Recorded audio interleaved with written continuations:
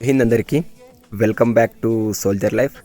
ఎవరైతే SSC GD 2025 నోటిఫికేషన్కి apply చేసి ఎగ్జామ్ కోసం వెయిట్ చేస్తున్నారో వాళ్ళందరికీ ఒక మంచి గుడ్ న్యూస్ అని చెప్పవచ్చండి.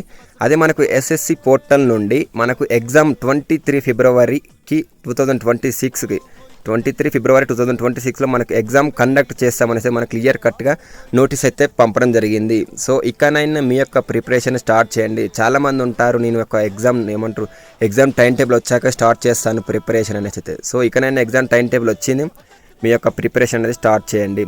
ఇంకొకటి ఏంటంటే దీని యొక్క ఎడిటింగ్ ఆప్షన్ గురించి నేను ఆల్రెడీ చెప్పాను. జనవరి 8, 9, 10 3 డేట్లలో 3 రోజులలో మీ యొక్క అప్లికేషన్లో ఎలాంటి మిస్టేక్ ఉన్నా కూడా మిస్టేక్ చూసుకోండి. మళ్ళీ 1కి 2 సార్లు మీ యొక్క అప్లికేషన్ ఫామ్ చూసుకోండి. 8, 9, 10 3 రోజులలో మనకు టైం ఇచ్చారు మీ యొక్క మిస్టేక్స్ అనేది కరెక్షన్ చేసుకోనికైతే. సో ఏమైనా మిస్టేక్స్ ఉంటే కరెక్షన్ చేసుకోండి. ఇంకొకటి పోస్ట్ ప్రిఫరెన్స్ కూడా ఒకసారి చూసుకోండి. పోస్ట్ ప్రిఫరెన్స్ తర్వాత బాధపడొద్దు, నాకు ఇది వచ్చింది నాకు అది వచ్చింది, ఫస్ట్ సిఎస్ఎఫ్ పెట్టుంటే బాగుండు, ఎస్ఎస్పి పెట్టుంటే బాగుండు, నాకు ఫస్ట్ బీఎస్ఎఫ్ ఎందుకు వచ్చింది, సిఆర్పిఎఫ్ ఎందుకు వచ్చింది. సో మీ యొక్క ఇష్టమైన ఫోర్స్ ఒకవేళ చేంజ్ చేసుకోవాలనుకుంటే 8, 9, 10 తారీఖుల్లో చేంజ్ చేసుకోండి. 3 రోజులు టైం అయితే ఇవ్వడం జరిగింది.